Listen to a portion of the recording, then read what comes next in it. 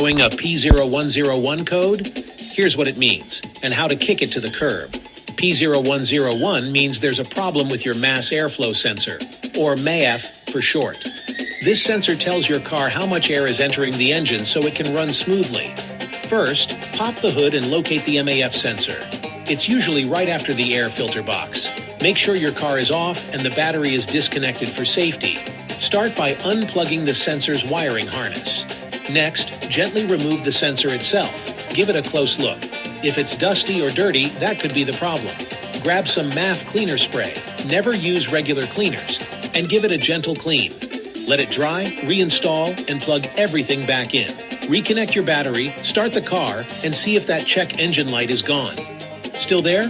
The sensor might need replacing, but cleaning often does the trick. Done.